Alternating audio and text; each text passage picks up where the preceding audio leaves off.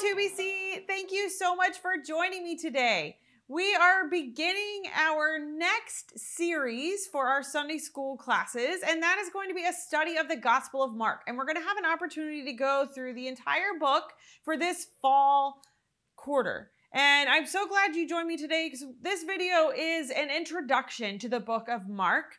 And so we're going to spend some time talking about it and talking about what some of the background information and key features and things to look for. So why don't we go ahead and just jump right in. So the Gospel of Mark is the shortest of the four Gospels, and it is similar in content to Matthew and Luke. Matthew, Mark, and Luke are called the Synoptic Gospels, and it's because they contain a lot of similar stories about Jesus, and their format is similar in a lot of ways. But John, as you know, we just studied John a few quarters ago, and it is very different. It reads a lot differently than the other three Gospels. So we are going to be taking a look at the Gospel of Mark this fall, and it is the shortest. It is 16 chapters, and it begins a little differently than the other three Gospels. And we'll talk about that here in just a minute. But first, a little bit of background information. One of the first questions we tend to ask when we approach a book of the Bible is who wrote it? And traditionally, the church has associated the Gospel of Mark with a Christ follower named Mark, who wasn't an eyewitness to Jesus, but had a relationship with the eyewitnesses to Jesus. So Papias, the bishop of Hierapolis, which was in Asia Minor, wrote early on in 110 to 130 AD. He was really one of the first ones to attribute this gospel to a Christ follower named Mark, who wrote based on Peter's testimony. Now, this could have been the John Mark mentioned in Acts, or it could have been another Christian named Mark. Mark was a fairly common name in the Roman world. It would have been Markos in Greek or Marcus in Latin. So it was common in the Greek and Roman world in both languages. So it's kind of difficult to just say, oh, for sure it was this person named Mark in Acts. But because officially, as we're looking through the Gospel of Mark, it's anonymous. The focus here is on the subject, Jesus, not on who the author is. So when we read through the Gospel, there's nothing in it that tells us exactly who is writing. But as we talk and think about this, I think that we will most often refer to our author as Mark. Early tradition does associate this gospel with a Mark who follows Jesus. And so we will kind of land there in our conversations. One of the next questions we ask when we approach a book of the Bible is, what was the setting? What was the context for the writing of this information? Many scholars say that the place that the Gospel of Mark was written was around Rome, and that it was written in the late 60s or early 70s AD. That is the traditional view. And this period of time in the early church was very volatile and tumultuous. So right around this time, in 64 AD, there was a very devastating fire in Rome. And a lot of people started to question if Nero, the emperor, had actually set fire to the city because it was so devastating and burned quite a large part of the city. And in order to shift blame from himself, Nero picked a scapegoat, and he picked the Christians, who were not well liked by the Romans in general because of a number of different reasons. One of which they didn't participate in the emperor cult and the worship of the emperor as a god, and among many other things. And so Nero decided to blame the Christians. So it started a wave of persecution of these early Christians. Many of them were killed, and many were also scattered. And so it really was a challenging time for the early church. Scholars place the Gospel of Mark in that context. So in Rome or around Rome, around this time of this wave of persecution, Also around the time when some of the eyewitnesses to Jesus walking on earth and being crucified and resurrected, as some of those eyewitnesses are dying because they're getting older or because of this persecution. So there is this need to preserve what is being taught about Jesus and who he is and write it down. And also to kind of stabilize the traditions about Jesus and say, hey, this is what the eyewitnesses have taught. This is what the disciples have taught. And we're going to write it down. And this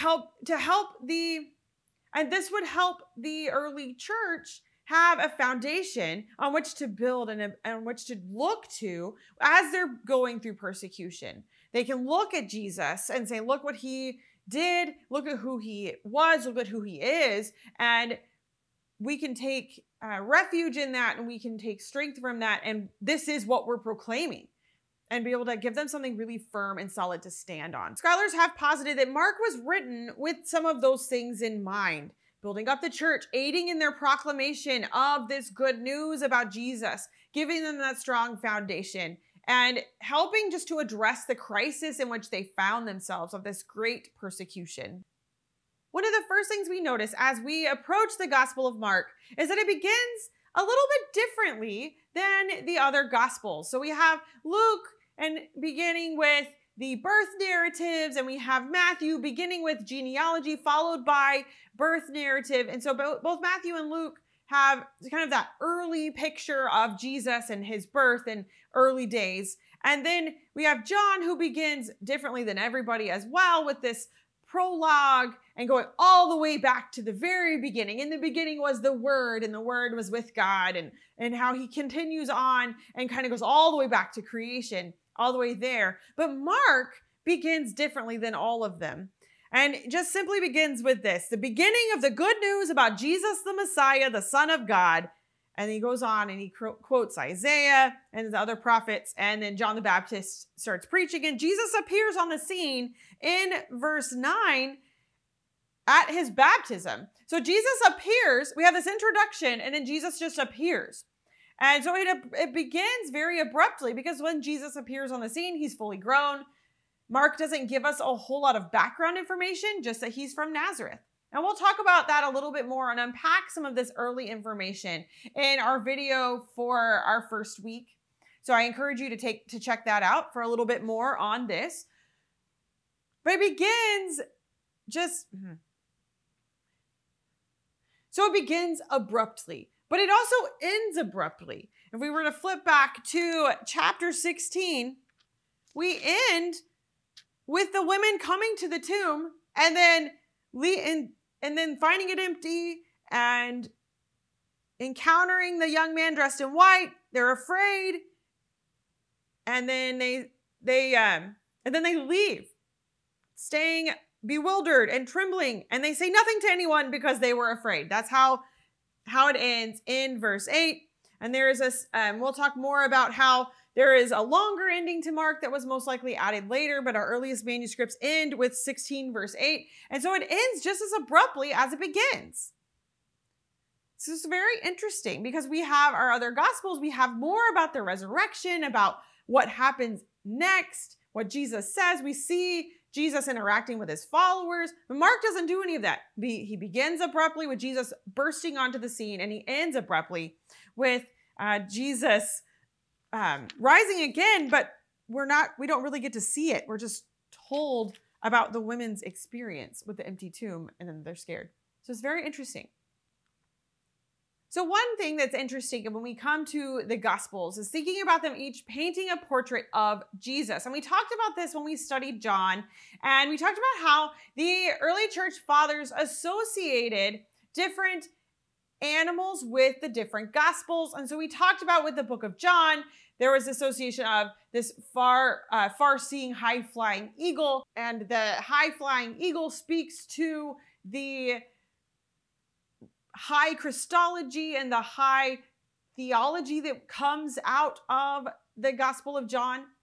The animal associated with the Gospel of Mark, though, is the lion. And that is such an interesting image, because as we look across the Old Testament, the lion's not always a positive image, right?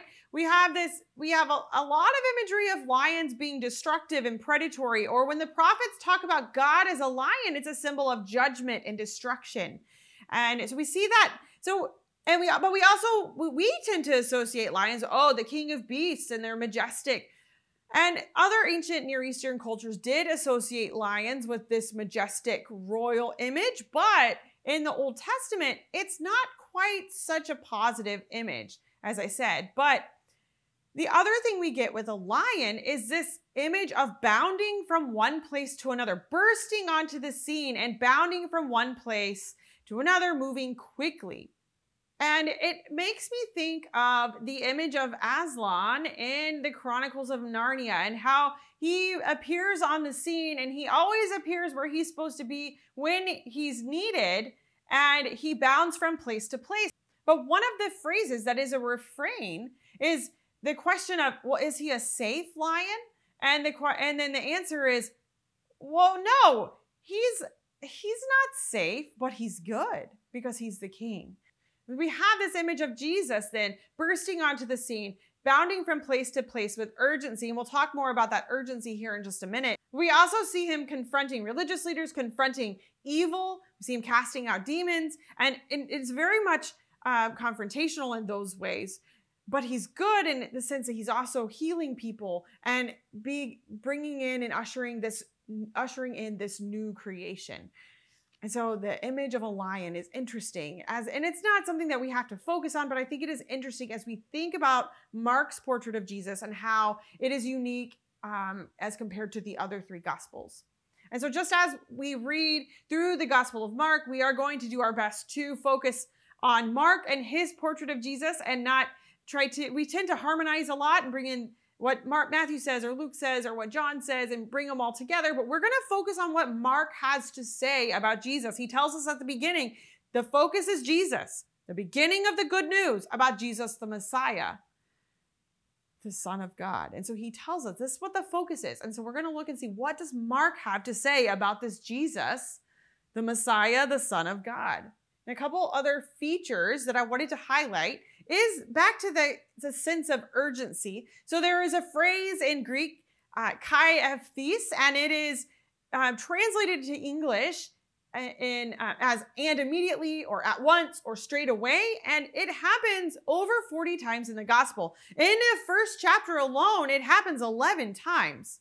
So there is this sense of very rapid motion. Jesus is going from place to place quickly. There are more occurrences of this even in the first half of the book. Also contributing to the sense of urgency, Mark uses the historic present in his storytelling. So it is a way of telling a story in the past, but using present tense verbs. And it contributes to the vividness of a story, kind of makes you feel like you're right there, sitting there, watching Jesus heal someone or talk to someone. Now, it doesn't always get translated into English. Sometimes we leave those verbs in the past tense. So we don't always get a sense of that vivid present tense imagery, but we do sometimes. But it's there in the Greek. And so I thought that was an important thing for us to point out. And along with that, in Mark's gospel, time seems to pass very quickly. And we don't get the time markers that we have in other gospels as far as like the chronological markers as much. And really, if we just read it through, it seems like everything is happening one thing after another, and it's a very short span of time. You know, in John's gospel, we had a much longer period of time, the 3 years of ministry and the rhythms of the Jewish festivals. We don't get any of that here in Mark. It's just one thing after another, Jesus doing one thing after another. And it's structured around Peter's confession that Jesus is the Messiah in chapter 8. And that happens in chapter 8, 27 through 30. And Peter confesses, yeah, you're the Christ, you're the Messiah. And so that is the center. So everything leading up to that is Jesus healing and preaching and exorcising demons ministry that he does in Galilee primarily. And that's what we get in the chapter 1 through 8:26. And then we have Peter's confession. And what follows that is the way to Jerusalem. That goes and where his identity becomes increasingly clear. And that goes through about the end of chapter 10. And then finally, we have his ministry and his death and resurrection that happens in Jerusalem. And so that starts around chapter 11. And so we have this structure where Peter's confession is kind of that pivotal moment where everything shifts to the focus is now Jesus is going to Jerusalem and what's going to happen there. One other unique feature of Mark's gospel, as we were reading, something for you to look for, is what is called an intercalation or a Markin sandwich. And what this is Mark will start a story and then he won't finish it, and then there'll be another story, and then he'll come back and finish the first story.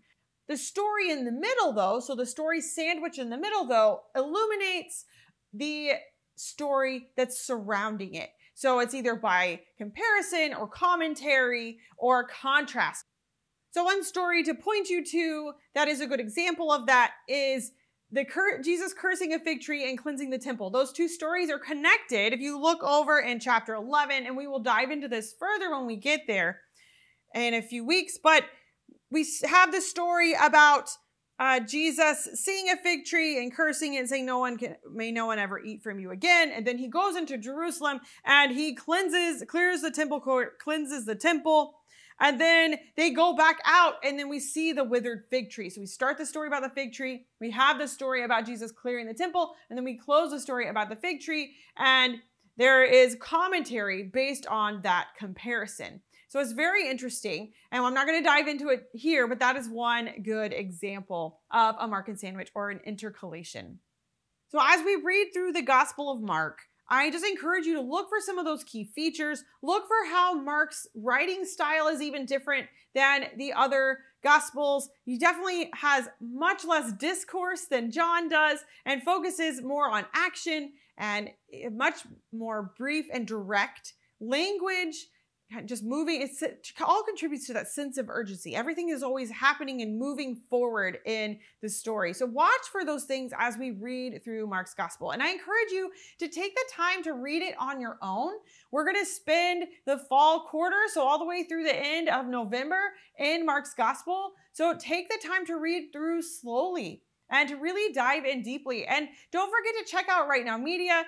I've curated a list of resources for Mark's Gospel, and you'll be able to find those on the 2BC page on our Right Now Media page. You can also find a devotional there about Mark. And so I encourage you to make use of those resources. Look for other resources that you have on Right Now Media or other places, and really dive in deeply and take a look at Mark's Gospel. So I hope you will join me as we continue our study of Mark this fall, and I'll be back each week with a more in-depth look on a different part of Mark's gospel. I'll see you then. Bye.